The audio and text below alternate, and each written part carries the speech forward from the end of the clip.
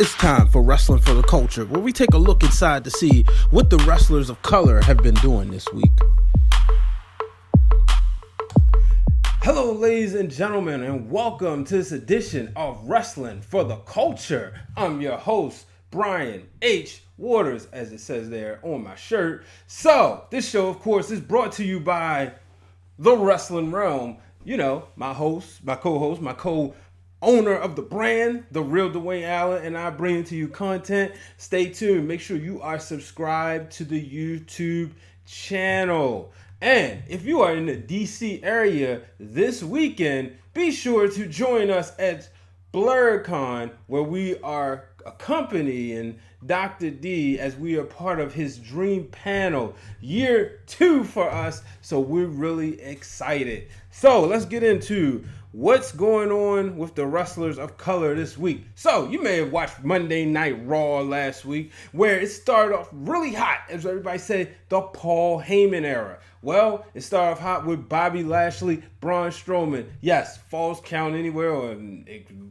one of them type of gimmick matches. Me personally wasn't excited. Been watching Strowman and Lashley having matches. It was good at Super Showdown, but then they had like arm wrestling matches and tug of wars. But this one, boom, there was an explosion. Had you wondering, was this real? You know, even Corey Graves yelled out the old beep. So there was no winner, clearly, but you can't talk about Monday Night Raw without talking about this, and you can't talk about this without talking about a brother on the show. Moving on, speaking of brothers, the NXT Tag Team Champions, the Street Profits, showed up on Monday Night Raw. Not sure what they were doing, but they were doing Street Profit things. Not sure why, but stay tuned. That's what I plan to do.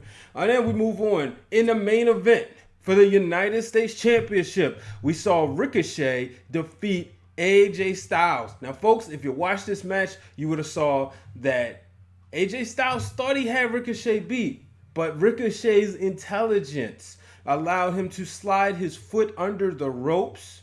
And then when he did that, they had to restart the match. And then Ricochet was able to get a pin. Unfortunately, and I talk about more of this on Break It Down with Brian H. last week, we saw AJ Styles and his good brothers, Anderson and Gallows, beat up on Ricochet. So, from my knowledge, there will be a match between these two Extreme Rules. It looked like as I was scrolling doing my research, I saw that. But I wouldn't be surprised. Ricochet's championship reign could be numbered, or this could be what he needs to have that big win, that big moment win over a former U.S. champion in AJ Styles. So, also, let's move on to SmackDown Live, where we saw Ember Moon defeat Mandy Rose. Definitely a win she needed.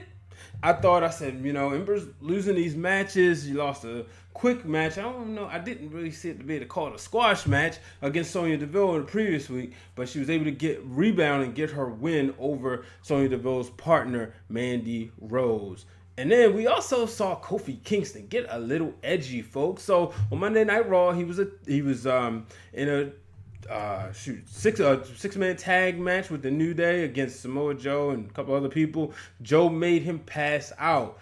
And then he basically threatened him, and Kofi gave him the finger, flipped him the bird, and word on the street is WWE is calling an end to the PG era. I'll talk more about that on Break It Down with Brian H. this week, but that's going to be very interesting.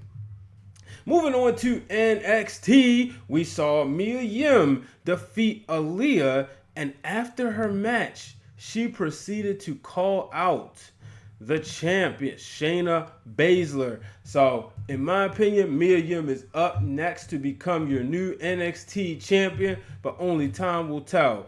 But moving on, in the main event, I think it was the main event, we saw Bianca Belair actually absolutely squash a young lady by the name of Priscilla Zuniga.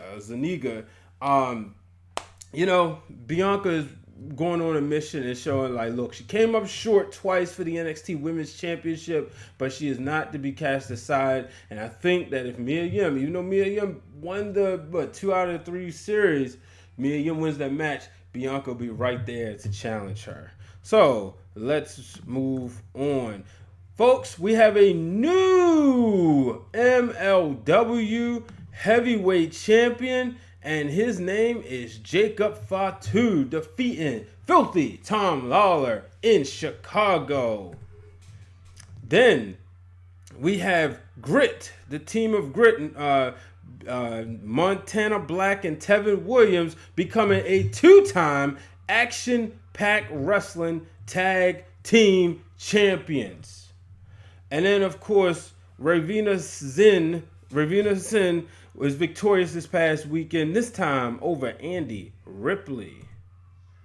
I didn't put the picture in here, so I guess I got to do it in post-production. But congratulations to Nyla Rose becoming the new Eclipse Women's Champion. And then, congratulations to D'Lo Brown. You know, he's a Hall of Famer in my book. Might not be a WWE Hall of Famer, but he's going to be a TNA, or I should say Impact Hall of Famer, because he just signed a multi-year deal to continue with the company as a producer. So congratulations to him. I just want them to get a better TV deal. Twitch, I can't get it, or maybe, and I can get it. I shouldn't say that. A lot of times, I don't watch wrestling when it happens. So if you have an idea, without me subscribing to Impact Plus, how I can watch Impact Wrestling besides the YouTube clips, let me know. Because every time I go to Twitch, it's not there. Is there a DVR service Twitch offers? Or maybe I'm just missing the proper channel. But moving on. So we saw Impact Wrestling combined with the Raw Reality of Wrestling this past weekend, and they had a series of matches. So one of those matches we saw, what's his name? I'm saying his name. We saw Willie Mack victorious in a multi-person match. So congratulations to Willie Mack. Then we saw Moose victorious over the Mysterious Q. Moving on. The Rascals defeated La Familia. And then in a Impact X Division Championship versus the Raw Championship, we saw that there was a stalemate between Rich Swann and Ryan Davidson. So that is Impact's versus, or I should say Impact and Raw Deep Impact. So now we move on to one of their big shows, Slammiversary. 17 years for Impact Wrestling. That's a long time. For folks who's counting, that's longer than WCW. We saw Moose take on Rob Van Dam, and Moose was victorious. He tweeted the new effing show. And then we saw Rich Swann defeat and retain his Impact Wrestling X Division Championship, defeating Johnny Impact. So let's move on as we... did I get it right? I guess... Yeah, I missed this graphic also. Willie Mack was victorious in a four-way match against Jake Chris, TJP, and Trey. So congratulations to Willie Mack. So let's move on. We're going to Progress, folks. Going over to the UK, where Holidead was victorious in both of her matches. One against Lana Austin, and the other against Candy Floss. So congratulations. I had it mixed up. It's production, sometimes it happens. But I had the graphic for Chapter 92. Chapter 92, she defeated Lana Austin. Chapter 91, she defeated Candy Floss. So congratulations to her. Now it's time for the Black Wrestling Alliance presents Black Gold. Make sure you are subscribed to the Black Wrestling Alliance on Instagram. We're going to start off with Brooklyn. I couldn't help myself. Crime Time begin their 7th Tag Team Championship reign after winning the BIP Dallas Tag Team Championships in a 4-way tag team match. Then move on. Trigger the OG, and Royce Bishop of Killanova Inc. become the new Chaotic Wrestling Tag Team Champions. As you can see right there on your screen, their group has a lot of gold. And then Trey Miguel captures the A1 Wrestling Zero Gravity Championship after cashing in on a contract for any of the Canadian promotions championship of his choosing. So then we got DK Metals caused a major